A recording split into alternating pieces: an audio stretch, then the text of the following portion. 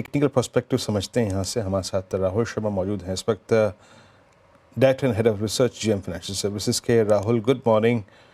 Rahul, good morning. अभी तक हम 10 डेमा की ट्रेजेक्ट्री को होल्ड कर रहे हैं निफ्टी पर, निफ्टी बैंक अबाउट 20 डेमा। That's enough?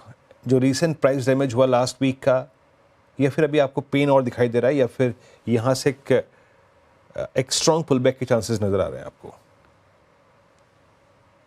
Good morning Virendra. तो अक्रॉस द मार्केट अगर आप देखेंगे तो मार्केट कंसोलिडेशन के मोड में है।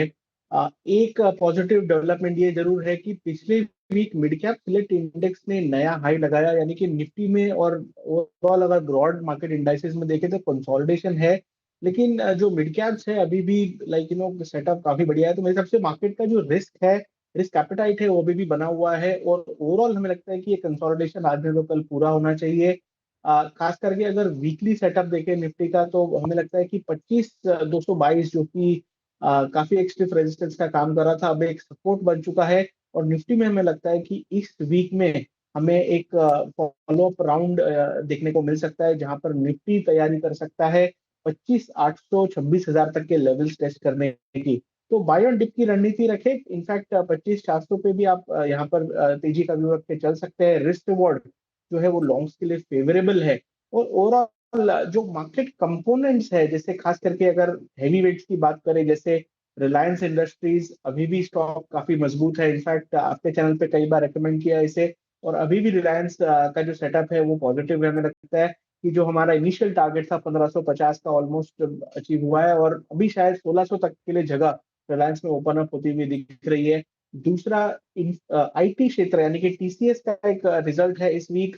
तो आईटी इंडेक्स मुझे काफी बेहतरीन लग रही है, कंसोलिडेट कर रही है काफी सेशन से। और इसमें आई थिंक इंफोसिस पे हमारा झुकाव ज्यादा है। इंफोसिस का सेटअप हमें ज्यादा बेहतर लगता है। इंफोसिस को इन लेवल्स पर बाय किया जा सकता है। 1600 पे स्टॉक ने एक अच्छा बेस बनाया है, और हमें लगता है कि तकरीबन 1680 1700 तक के लेवल्स इंफोसिस में देखने को मिल सकते हैं। तो आईटी और रिलायंस, ये दो सेक्टर है जो पॉजिटिव लग रहे हैं। इसके बाद जो हमने लास्ट मंडे भी आपके शो पे डिस्कस किया था, निफ्टी पीएसयू बैंक इंडेक्स, ये देखिए अभी भी स्ट्रॉन्ग खड़ा हुआ है।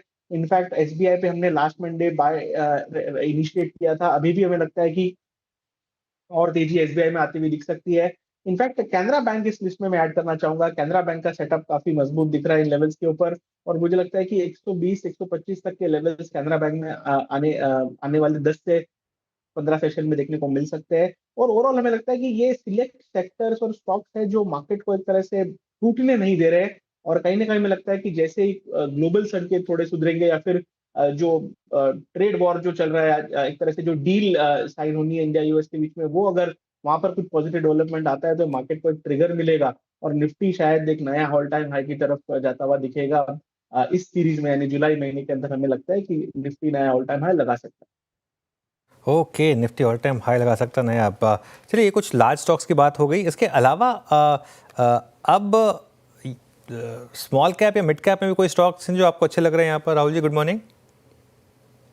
Good morning Anuj. So yes, because overall large caps में थोड़ा सा यहाँ पे पॉज है। अगर हम मिड कैप की तरफ देखें तो रियल एस्टेट स्पेस में रिस्क रिवॉर्ड अच्छा लगता है। जो जो निफ्टी रियलिटी इंडेक्स है उसने कंसोलिडेशन पूरा किया है। इनफैक्ट डीएलएफ में सेटअप हमें काफी अच्छा लगता है। लेकिन अगर थोड़ा सा मैं हाई बीटा फ्लेवर यहाँ पे देखना चाहूंगा तो मुझे लगता है कि जो जो टीयर 2 टीयर 3 स्टॉक्स है उनमें एक्टिविटी अच्छी देखने को मिल सकती है।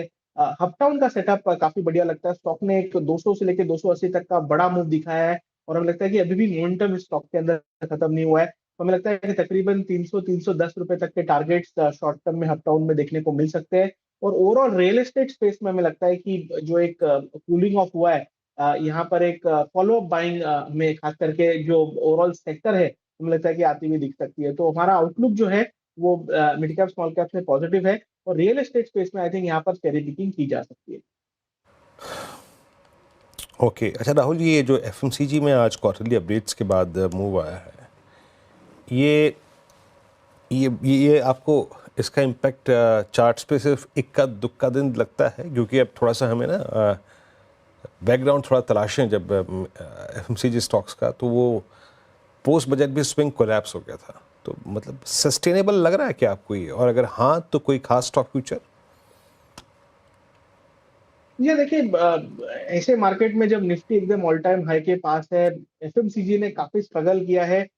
ओवरऑल जो चार्ट सेटअप है अभी तक बड़ी तरीके से रिवर्स नहीं हुआ है। मुझे लगता है कि ये शायद एक दो दिन में फिजल आउट होता हुआ दिखे।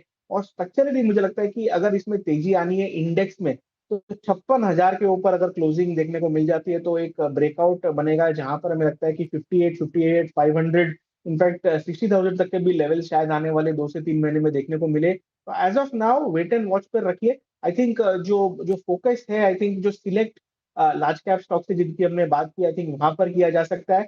और जब तक निफ्टी में मोमेंटम नहीं वापस आता है या फिर ब्रेकआउट नहीं आता है मिड कैप स्मॉल कैप में, हमें लगता है कि एक तरह से एक्टिविटी जो है वो यहाँ पर हॉट रहेगी। और ओवरऑल जो जो मार्केट का अंडरटोन है मेरे हिसाब से बुलिश है, चेंज नहीं हुआ है।